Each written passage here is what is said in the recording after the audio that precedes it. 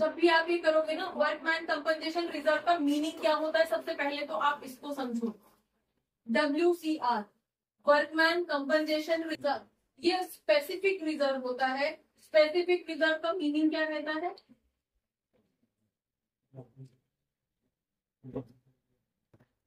Specifically workman के लिए बनाया जाता है। वर्कमैन जो आपके यहाँ पे काम कर रहे हो, लेबर, ठीक है, जो मशीनों पे काम कर रहे हैं, जहाँ पे मैन्युफैक्चरिंग हो रही है वहां पे मशीनों में लोग काम कर रहे हैं, ठीक है। स्पेसिफिकली ये वर्कमैन कंपनसेशन रिजर्व वही बनाया जाता है जहाँ मैन्युफैक्चरिंग कंपनीज होती है।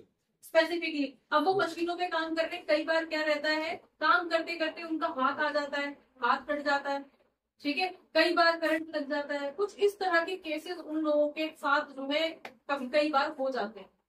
इन केस अगर ऐसा होता है, कई बार उसको इंजरी हो जाती है, कई बार सीरियस इंजरी हो जाती है, कई बार डेथ भी हो जाती है वर्कमैन की काम करते करते ऑफिस में। तो इस तरह का अगर कोई भी केस हुआ है, सपोज काम करते करते उसका राइट हैंड कट गया, तो ऐसे केस में अब वो आगे तो काम नहीं कर पाएगा। तो कंपनी में काम करते हुए जब इस तरह के एक्सीडेंट होते हैं तो कंपनीज को उन लेबर को कंपनसेट करना पड़ता है, एक बड़ा अमाउंट उनको देना पड़ता है। अगर सपोज छोटी मोटी चोटें लगी हैं तो जाके हॉस्पिटल में उसकी जो बैंडेज वगैरह ट्रीटमेंट वगैरह करवाया जाता है। अगर उसकी ज्यादा सीरियस इंजरी हुई है तो उसको या उसकी फैमिली को एक बड़ा अमाउंट कंपनसेट किया जाता है, ठीक है। तो इस तरह के जो एक्सपेंडिचर्स पार्टनरशिप फर्म में टाइम टाइम पे आ जाते हैं, उसके लिए पहले से ही एक रिजर्व बना के रखा जाता है कि अचानक से इस तरह का कुछ हो गया तो फिर उस टाइम पे हमें पेमेंट करने के लिए पैसा चाहिएगा। अब पता नहीं फर्म को उतना प्रॉफिट उस टाइम पे होगा या नहीं होगा, ठीक है, तो उस साल के प्रॉफिट पे सारा इफेक्ट ना आए तो हम पहले से रिजर्व बना के रख लेते हैं। और रिजर्व की जो खासियत है वो क्या है कि रिजर्व हमेशा एक साल के लिए बनाया है। जैसे पिछले साल जो हमारा 31 मार्च को जो फाइनेंशियल ईयर निकला है, उसमें जो हमने प्रॉफिट एंड जो बैलेंस शीट बनाई है, उस बैलेंस शीट में हमने रिजर्व बनाया था। और इस साल हम पूरे साल उसको होल्ड करके रखेंगे कि इन केस अगर कोई एक्सीडेंट हो गया तो वर्कर्स को देने के लिए चाहिएगा, ठीक है, डन, क्लियर। अब अगर नहीं हुआ तो फिर तो वो पैसा हमारा था, हमारा है। नेक्स्ट फाइनेंशियल ईयर के एंड में उस प्रॉफिट को, उस रिजर्व को प्रॉफिट में ऐड करके आपस में बांट लेंगे।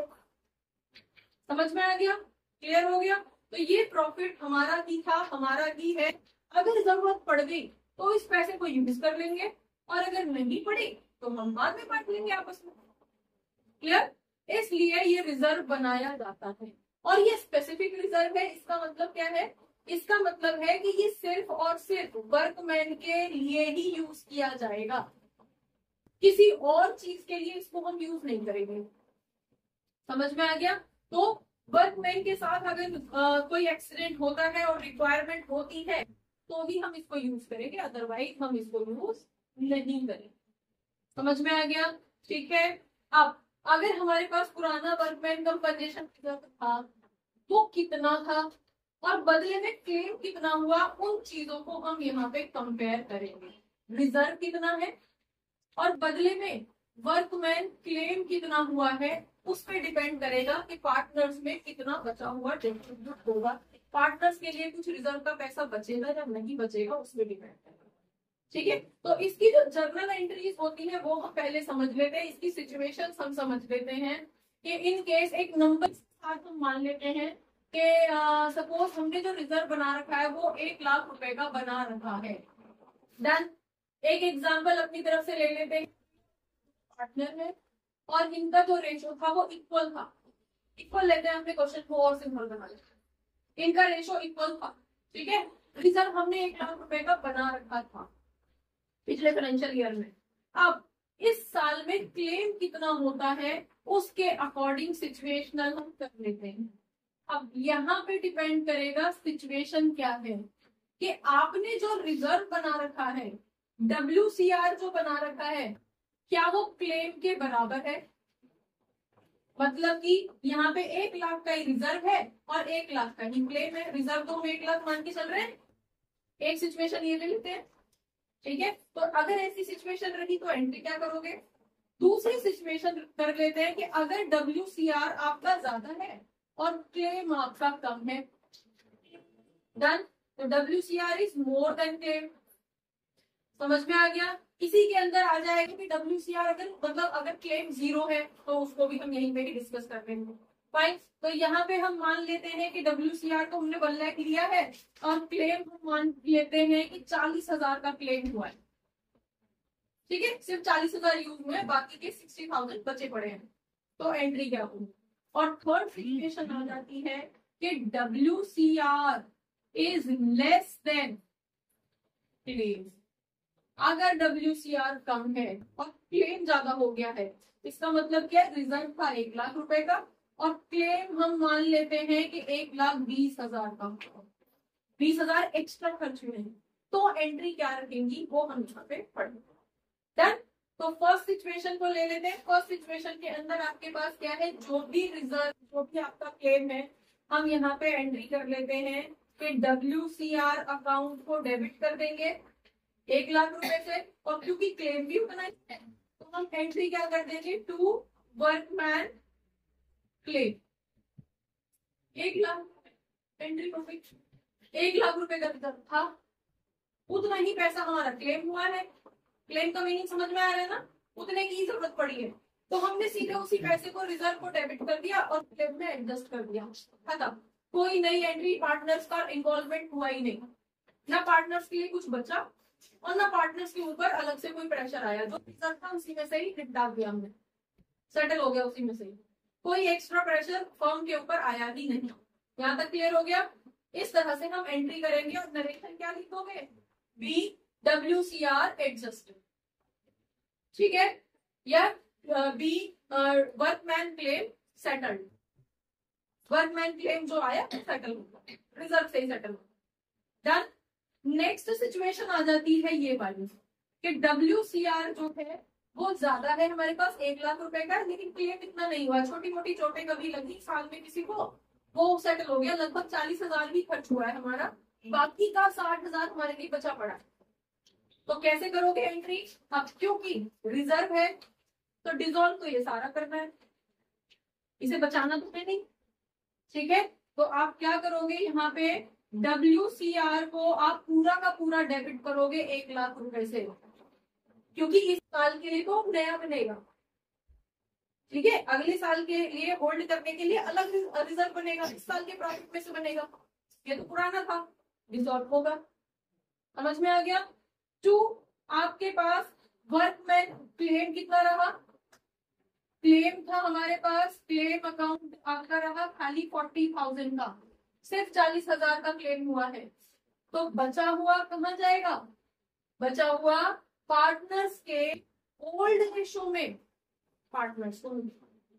तो हमेशा याद रखना, पहले भी मैंने शायद सेंटेंस ये लिखवाया है कि जब भी ओल्ड कोई भी प्रॉफिट है या ओल्ड कोई भी लॉस है या ओल्ड कोई भी एक्सपेंस है या ओल्ड किसी तरह का रिजर्व है जो पार्टनर्स में डिस्ट्रीब्यूट होना है, तो ओल्ड पैसा, ओल्ड खर्चा ओल्ड रेशो में भी सेटल होता है।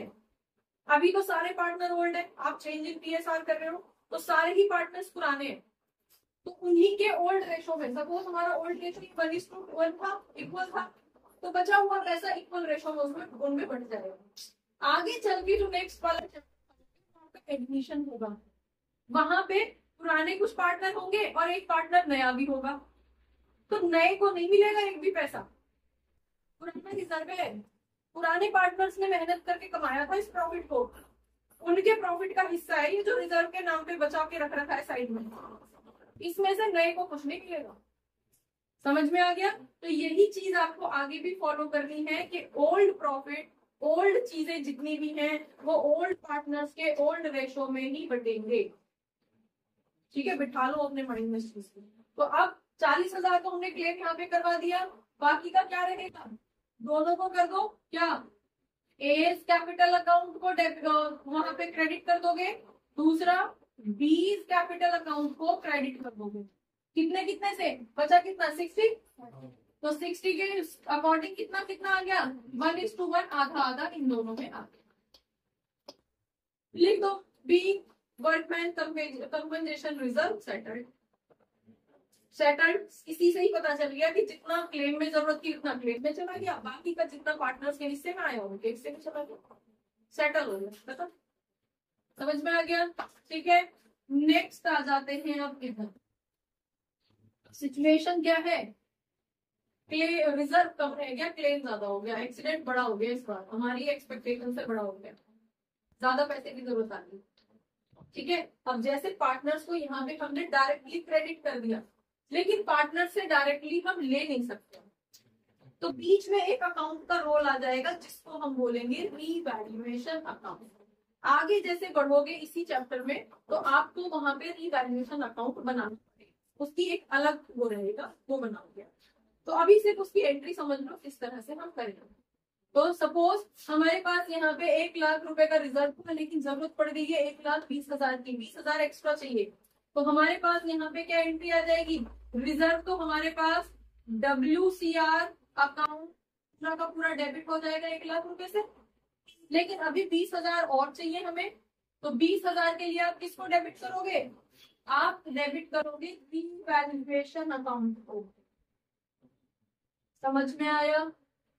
रीवैल्यूएशन अकाउंट की नई एंट्री यहाँ पे आपकी हुई है, तो रीवैल्यूएशन में इसका मतलब है लाइबिलिटी इंक्रीज हुई है आपकी 20,000, इसलिए ये यहाँ पे आया। टू, अब कर दो वर्क,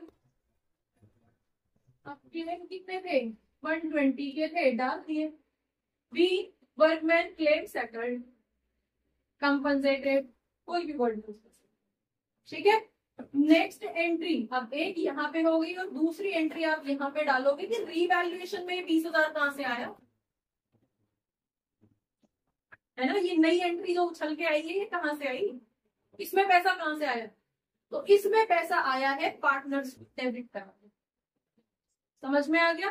तो अब हम यहाँ पे करेंगे कि ए को भी हम डेबिट करा देंगे, दूसरा बी को भी डेबिट करा देंगे, टू जो भी हमारा रीवैल्यूएशन अकाउंट था 20,000 रुपए, अब कितना कितना डेबिट करेंगे बता दो जरा। आगे ओल्ड पार्टनर, ओल्ड खर्चा, तो ओल्ड रेशो में ही डेबिट करा देंगे। ओल्ड रेशो में कितना?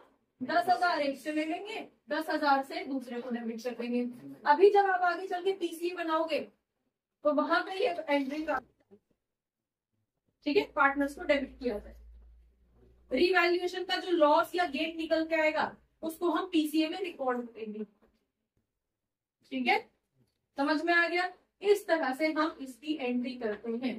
तो पॉइंट इज कि अगर ये इक्वल है तो रिजर्व से क्लेम को सेटल कर देते हैं, अगर ये कम है तो जितना क्लेम में सेटल होगा उतना होगा, बचा हुआ पार्टनर्स में डिस्ट्रीब्यूट हो जाएगा।